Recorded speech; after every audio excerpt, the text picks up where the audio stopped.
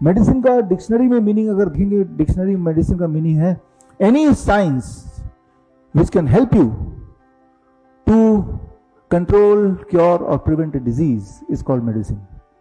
कोई भी साइंस जो आपके बीमारी को रोकता हो, ठीक करता हो, वो मेडिसिन। साइंस होना चाहिए, उसके पीछे कोई लॉजिक होना चाहिए, वो आपकी बीमारी को प्रिवेंट करने में या क्योर करने में काम आना चाहिए। That is medicine. Medicine is not just pill कि टैबलेट होगा तो उसको मेडिसिन बोलेंगे।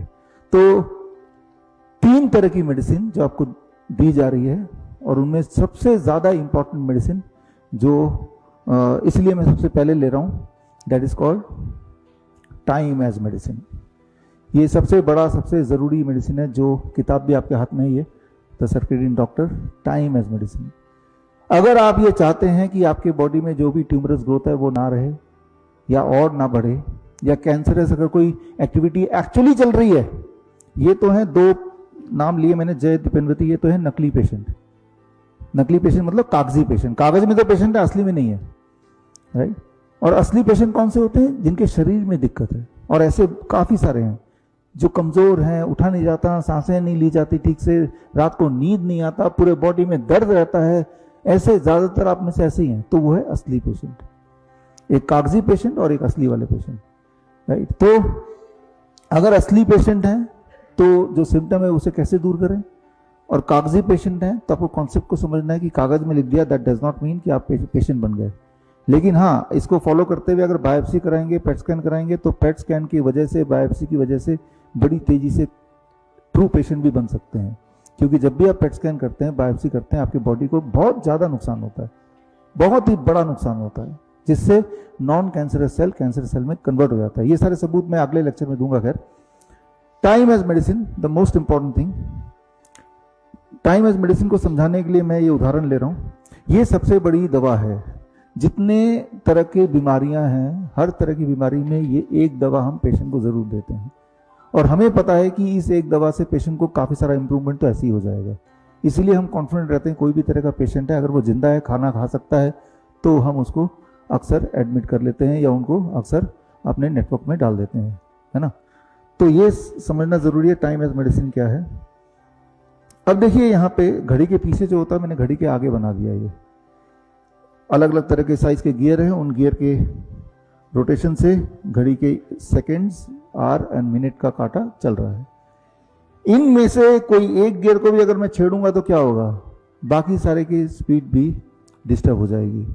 छोटे वालों को छेड़ूं या उससे छोटे वालों को छेड़ूं या बड़े वालों को छेड़ूं, इररेस्पेक्टिव ऑफ कौन से गियर का साइज ज्यादा है, छोटा है, बड़ा है, इररेस्पेक्टिव ऑफ दैट, किसी भी एक गियर को अगर मैंने छेड़ दिया तो बाकी गियर भी डिस्टर्ब होंगी ही होंगी, है ना। फिर क्लॉक का जो रिजल्ट है, जो क्लॉक टाइम दिखाएगा, वो गलत ही दिखाएगा। फर्क ये नहीं पड़ता कि कौन से वाला गियर को हमने छेड़ा है, राइट। ठीक इसी प्रकार आपके बॉडी में भी अलग अलग ऑर्गन्स हैं, और वो सारे ऑर्गन एक दूसरे के ताने बाने से, एक दूसरे की यूनिसन से, हार्मनी से एक साथ चलते हैं। उनमें से एक को भी आप डिस्टर्ब करेंगे तो बाकी भी डिस्टर्ब हो जाएगा। बायोप्सी से, पेट स्कैन से, एंजियोग्राफी से हम एक को डिस्टर्ब करते हैं, बाकी सब डिस्टर्ब होते हैं। That is called circadian clock of the human body. Circadian clock of the human body disturb होने के कई सारे तरीके हैं, उन पे हम बात करेंगे। लेकिन उससे पहले ठीक करने का तरीका क्या करें कि हमारे ऑर्गन के बीच का जो हार्मनी उसे ठीक कर लें।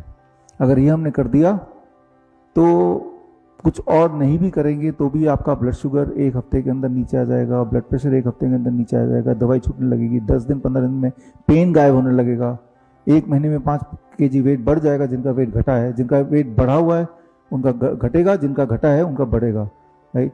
तो that is called time as medicine. For example आप समझिए, यहाँ पे ऑर्केस्ट्रा के कई सारे म्यूजिकल इंस्ट्रूमेंट्स हैं, एक पियानो रखा है, एक तबला रखा है, एक बांसुरी रखा है। सब लोग जब बजाते हैं आपको जो सुनाई देता है दैट इज कॉल्ड म्यूजिक। अब उनमें से एक तबले वाले को मैं छेड़ देता हूं, डिस्टर्ब कर देता हूं, वो डिस्टर्ब हो जाता है। उसके एक के डिस्टर्ब होने से बाकी भी डिस्टर्ब होंगे। अब भी वो बजा रहे हैं लेकिन उनमें आपस में कोई तालमेल नहीं है। अब जो सुनाई देगा आपको that is called noise. Noise में भी ये सब बजा रहे हैं, म्यूजिक में भी ये सब बजा रहे हैं, बस एक में तालमेल नहीं है। ठीक उसी प्रकार when the harmony between the organ is not there, which is called the circadian clock of the body, our life become noise, हमारी जिंदगी नॉइज बन जाती, बीमारी इसी को कहते हैं, राइट। ठीक उसी तरह से हार्मनी वापस आ जाए तो बीमारी ठीक होने लगती है। तो इसमें करना क्या होगा, सबसे मुख्य बात यह है क्या करना होगा। उसे समझाने के लिए एक छोटा सा एग्जाम्पल लेता हूं। चूहों पे एक्सपेरिमेंट किया गया इंसान से पहले। आपने गौर किया होगा, आधी रात को जब उठते हैं पानी पीने के लिए, पेशाब जाने के लिए किचन जाते हैं, अचानक आपको चूहे की एक्टिविटी की आवाज आती है, कुछ कुतरने की आवाज आती है। वो अक्सर रात को ही आती है, मिडनाइट को आती है, दिन में नहीं आएगी। चूहे को भगवान ने इस प्रकार बनाया, नॉक्टर्नल एनिमल, मतलब वो रात को खाएगा, दिन में आराम करेगा। That's how rat is design by the God. तो रैट का जो बॉडी क्लॉक है वो रात को खाने के लिए बना है, इसलिए rat are active in the night. अब 100 चूहे ले लिए गए, 50 चूहे का एक ग्रुप ए, 50 चूहे का ग्रुप बी। 50 चूहे जो ग्रुप ए वाले हैं उनको तो रात को खाना दिया गया और सुबह तक अगर कुछ खाना रह जाता उसे हटा दिया गया, ताकि सुबह से लेके शाम ढलने के बाद तक कुछ ना उनको भोजन मिले। उनका जो रूटीन में जो खाना है वो रात को ही मिलता था, जैसा कि होना चाहिए। दूसरे चूहों को वही वाला खाना दिया, लेकिन सनलाइट के आने के बाद सुबह, और सनसेट से पहले अगर कुछ बच गया तो उसको हटा दिया। यानी कि ग्रुप बी को फोर्स किया गया कि वो दिन में खाएं, जबकि चूहे रात के लिए बने खाना खाने के लिए। जब ऐसा किया तो तीसरे दिन के अंदर ग्रुप बी वाले चूहों का ब्लड शुगर बढ़ गया, ब्लड प्रेशर बढ़ गया। 15 दिन के अंदर वो मोटे हो गए, सुस्त हो गए। 1 महीने में कई सारे चूहे मरने लगे। एक चीज डिस्टर्ब किया सिर्फ, टाइम ऑफ ईटिंग। एक टाइम ऑफ ईटिंग को जैसे डिस्टर्ब किया, सारी बीमारियां, ट्यूमर मार्कर बढ़ गया, उनमें कैंसर ग्रोथ हो गया। तो ये सारी बीमारियां 1 महीने के अंदर चूहे के अंदर दिखाई देने लगी।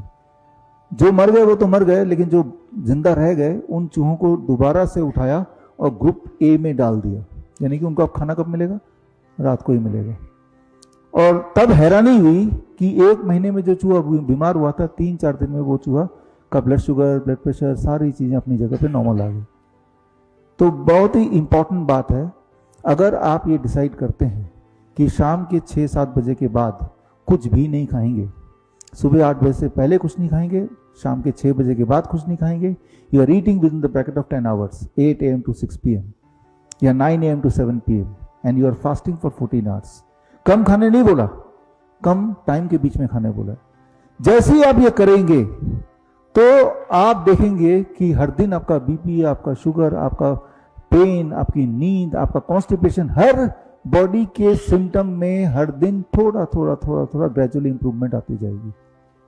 अगर आप ये कर लें कि अपने घर में जाएं, बोल दें कि भाई 6 बजे के बाद किचन बंद हो गया, पानी पी सकते हैं और कुछ नहीं, इस एक बदलाव से इतनी सारी जो बीमारियां हैं, आप देखेंगे एक बदलाव से कैसे तेजी से फर्क पड़ता है।